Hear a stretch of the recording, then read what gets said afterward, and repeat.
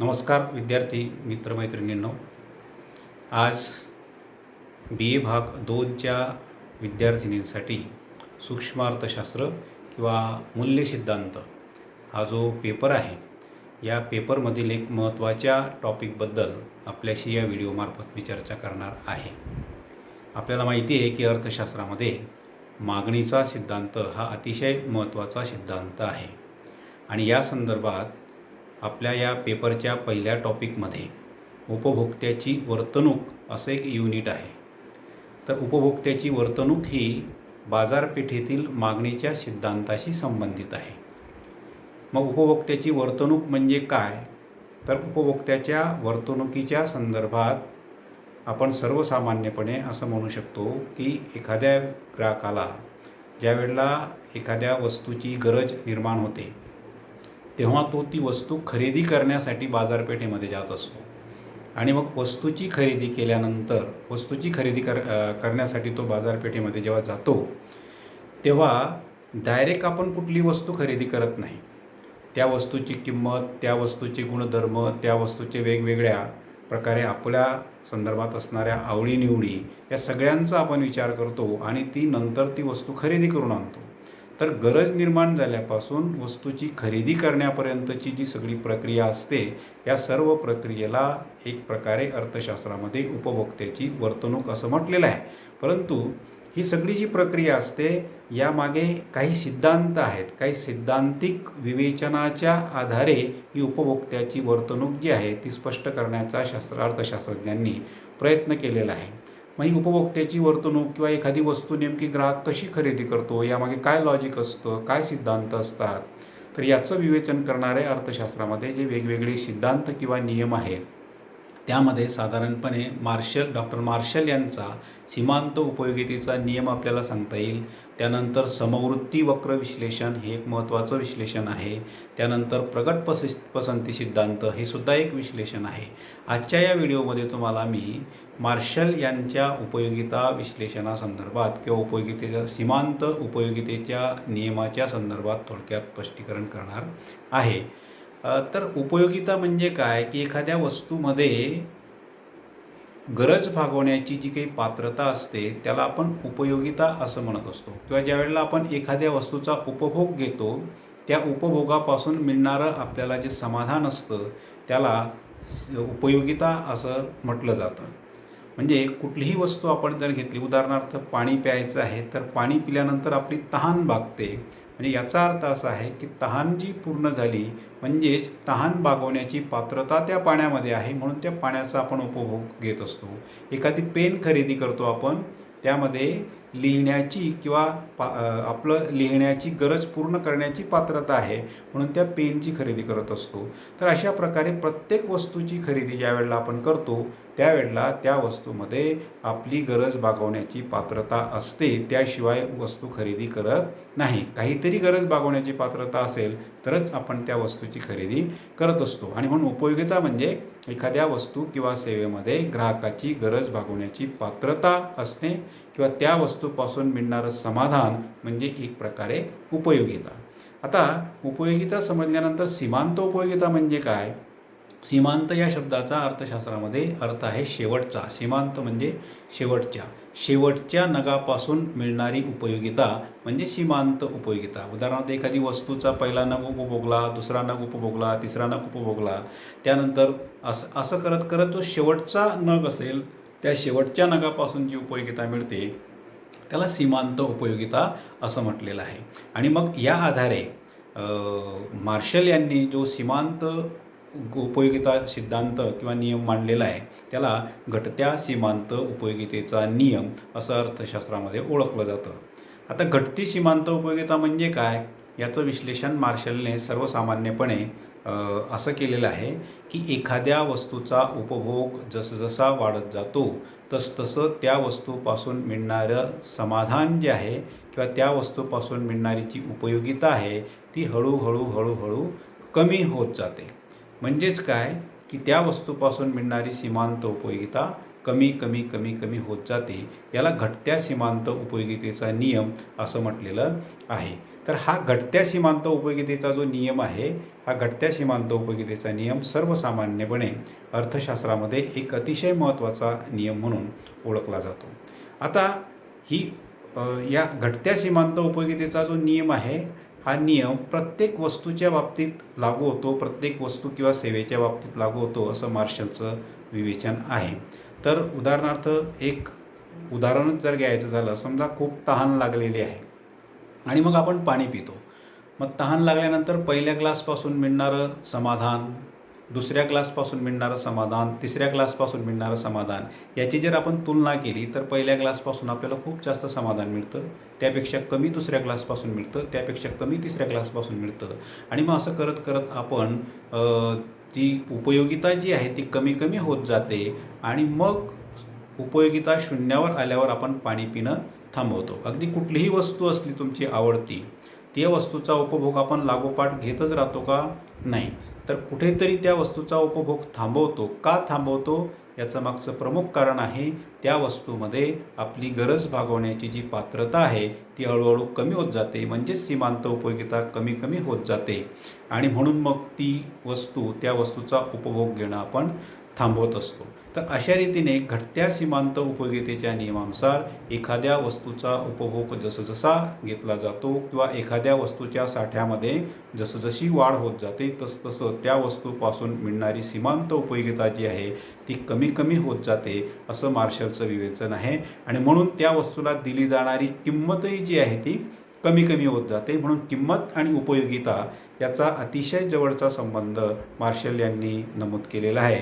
तो म्हणजे वस्तूची, ज्या वस्तूपासून अधिक उपयोगिता मिळेल किंवा ज्या वस्तूमध्ये अधिक गरज भागवण्याची पात्रता असेल त्याला जास्त किंमत दिली जाईल, ज्या वस्तूमध्ये गरज भागवण्याची पात्रता कमी असेल त्याला कमी किंमत दिली जाईल. अशा प्रकारचं विश्लेषण मार्शल यांनी आपल्या या सिद्धांतामध्ये केलेलं आहे.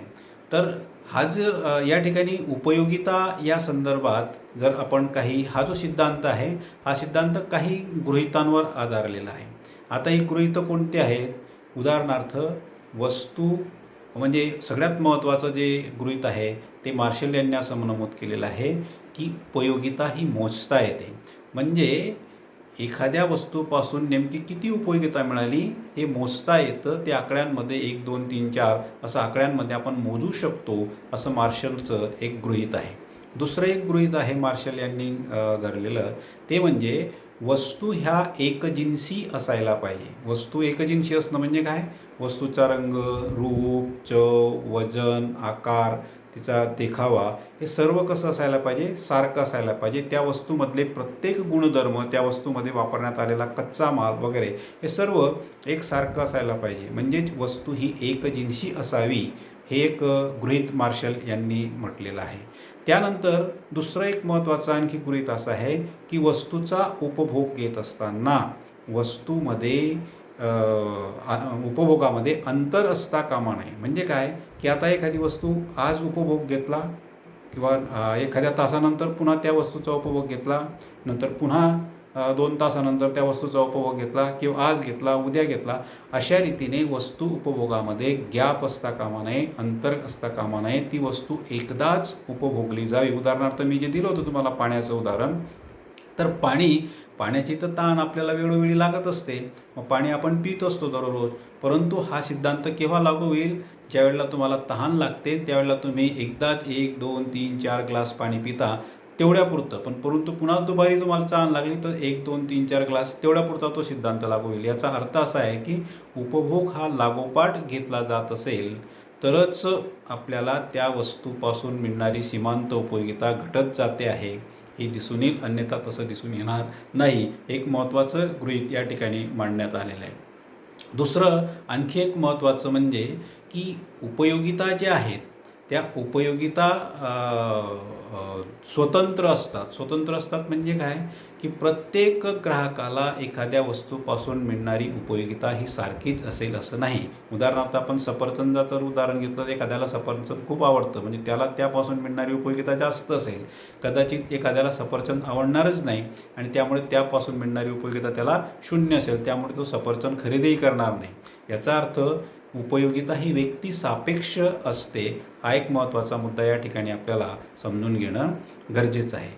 नंतर आणखी एक गृहीत असं आहे की वस्तू उपभोगण्याची स्पर्धा नसावी. म्हणजे एखादी जर स्पर्धा असेल वस्तू उपभोगण्याची, तर त्या ठिकाणी हा सिद्धांत आपल्याला खरा ठरलेला आहे किंवा सिद्धांत अनुभवास येतो आहे असं दिसणार नाही. म्हणून उपभोगण्याची कुठल्याही प्रकारची स्पर्धा असता कामा नये. तर ह्या 3 प्रकारचे हे 3-4 जे गृहीत आहेत, त्या 3 ते 4 प्रमुख गृहीतांवर हा सिद्धांत आधारलेला आहे. आणि मग त्यानुसार मार्शल यांनी आपल्या मागणीच्या सिद्धांताचं विवेचन केलेलं आहे की ज्या वस्तूपासून म्हणजे अधिक उपयोगिता मिळेल, त्या वस्तूपासून जास्त उपयोगिता मिळेल, समाधान मिळेल, त्या वस्तूची किंमत ग्राहक बाजारपेठेमध्ये अधिक देत असतो.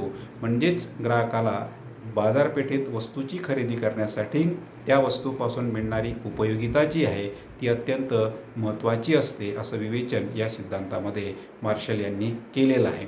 तर आता हे उपयोगिता विवेचन आपण किंवा सिद्धांत किंवा हा नियम समजून घेतल्यानंतर हा सिद्धांतावर काही मर्यादासुद्धा आहेत. काही टीकाकारांनी टीकासुद्धा केलेल्या आहेत. उदाहरणार्थ मार्शल यांनी जे म्हटलं की उपयोगिता मोजता येते. तर सगळ्यात महत्त्वाचं म्हणजे उपयोगिता म्हणजे एक प्रकारे एखाद्या वस्तूपासून मिळणारं मानसिक समाधान आहे. आणि मग मानसिक समाधान हे मोजता येतं का? तर याचं उत्तर जवळपास नाही असं आहे. आपण मानसिक समाधानाची तुलना करू शकतो. म्हणजे एका वस्तूपासून मिळणारं, उदाहरणार्थ 2 वस्तू असतील तर या वस्तूपासून मिळणारे समाधान हे दुसऱ्या वस्तूपासून मिळणाऱ्या समाधानापेक्षा किंवा पहिल्यांदा त्या वस्तूचा उपभोग घेतल्यानंतर दुसऱ्यांदा त्या वस्तूचा उपभोग घेत असताना त्यापासून मिळणारं समाधान हे कमी आहे का जास्त आहे एवढं आपण सांगू शकतो. परंतु निश्चित आकड्यामध्ये उपयोगिता आपल्याला मोजता येईल असं नाही. आणि त्यामुळे उपयोगिता हे मानसिक समाधान आहे, ती मोजता येत नाही असं टीकाकारांचं म्हणणं आहे. दुसरं एक, वस्तू ही एकजिन्सी असायला हवी असं सुद्धा टीकाकारांचं म्हणणं आहे. मार्शल यांचं म्हणणं आहे. परंतु टीकाकार किंवा शास्त्रज्ञांनी यावर आक्षेप घेतलेले आहेत. त्यांचं असं म्हणणं आहे की वस्तू ही एकजिन्सी असेलच असं नाही. 2 वस्तूंमध्ये भिन्नता असू शकते. तंतोतंत सारख्या वस्तूंचा उपभोग म्हणजे ही एक न समजणारी घटना आहे किंवा तसंच मार्शल यांनी पैशाची सीमांत उपयोगिता जी असते ती स्थिर असते असंही म्हटलेलं आहे. आणि जी पैशाची सीमांत उपयोगिता स्थिर असते असं म्हटलेलं आहे, तर त्यावरही टीकाकारांनी असं म्हटलेलं आहे की पैशांची सीमांत उपयोगितासुद्धा स्थिर राहत नाही.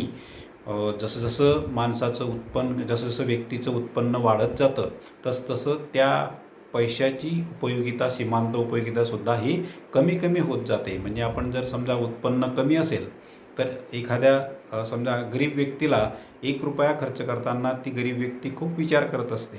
परंतु तीच व्यक्ती जर पुढे जाऊन श्रीमंत झाली तर 1 रुपयाला ती फारसं महत्त्व देणार नाही. म्हणजेच काय की जसजशा उत्पन्नामध्ये किंवा आर्थिक परिस्थिती जसजशी सुधरत जाईल तसतसं त्या वस्तूपासून मिळणारी किंवा त्या पैशापासून मिळणारी उपयोगिता जी आहे तीसुद्धा कमी होत जाते, त्याचं महत्त्व कमी होत जातं. आणि म्हणून पैशाची सीमांत उपयोगिता स्थिर असते असं म्हणणं चुकीचं आहे. असे सुद्धा एक मर्यादा या सिद्धांताला किंवा हा एक अपवाद आपण या सिद्धांताला म्हणू शकतो.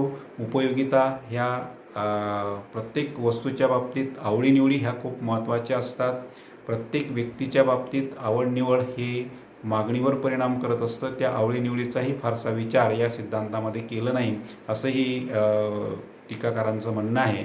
तर सर्वसामान्यपणे हा जो उपयोगितेचा नियम आहे, हा सीमांत उपयोगितेचा नियम अर्थशास्त्रामध्ये जरी यावर वेगवेगळे आक्षेप घेतलेले असले तरी सीमांत उपयोगितेच्या आधारे म्हणजे एखाद्या वस्तूपासून मिळणारी सीमांत उपयोगिता किंवा त्या वस्तूमध्ये आपली गरज भागवण्याची असणारी पात्रता याचा खूप मोठा परिणाम किंवा यावरच खरा आधार आहे. खऱ्या अर्थाने मागणीचा नियम हा आधारलेला आहे. आणि अर्थशास्त्रामध्ये मार्शलच्या सीमांत उपयोगितेचा नियमाला आणि त्या आधारे त्यांनी जो मागणीचा नियम मांडलेला आहे त्याला खूप महत्त्व आहे. मार्शलचा जो मागणीचा नियम आहे, वस्तूची विशिष्ट परिस्थिती स्थिर असताना एखाद्या वस्तूची किंमत वाढल्यास मागणी कमी होते, किंमत कमी झाल्यास मागणी वाढते. हा जो सिद्धांत आहे मागणीचा मूळ सिद्धांत हा सीमांत उपयोगितेच्या आधारेच आहे आणि या सिद्धांतामध्ये त्यांनी म्हटलेलं आहे की सीमांत उपयोगिता ही घटत जाणारी असते. म्हणजे ते मूळ गृहीतच या सिद्धांतात झालेलं की एखाद्या वस्तूपासून मिळणारी जी उपयोगिता आहे त्या जसा त्याचा साठा वाढत जाईल तसतसं त्यापासून मिळणारी उपयोगिता ही कमी कमी होत जाईल आणि म्हणून वस्तूची किंमत आणि वस्तूची नगसंख्या मागणीची संख्या यामध्ये कसा संबंध असतो तो विरुद्ध संबंध या किंमत आणि मागणीची नगसंख्या यामधला विरुद्ध संबंध जो आहे तो मुळात या उपयोगितेच्या या नियमावर आधारलेला आहे आणि म्हणून पुढे मागणीचा सिद्धांत जो आहे हा मागणीचा मूळ सिद्धांत ग्राहक बाजारपेठेमध्ये जी मागणी करत असतो त्याला मूळ आधार हा उपयोगितेच्या नियमाचा आहे असं आपल्याला नमूद करता येईल. तर मला असं वाटतं की आजचा हा जो व्हिडिओ आहे किंवा हा जो टॉपिक आहे हा तुम्हाला निश्चितपणाने या सीमांत उपयोगितेचा नियम समजून घेण्यासाठी उपयुक्त ठरेल. या संदर्भात आपण सूक्ष्मार्थशास्त्रामध्ये उपभोक्त्याचे वर्तणूक या अंतर्गत मार्शल यांचा सीमांत उपयोगिताचा सिद्धांत डिटेलमध्ये आपल्याला अभ्यास करता येऊ शकेल. वेगवेगळ्या संदर्भ पुस्तकांमध्ये याचं चांगल्यापैकी विवेचन केलेलं आहे. एक संक्षिप्तपणे आपल्याला ही संकल्पना समजावी हा या व्हिडिओ मागचा माझा उद्देश होता आणि तो निश्चितपणे आपल्याला उपयुक्त पडेल असं मला वाटतं. नमस्कार, धन्यवाद.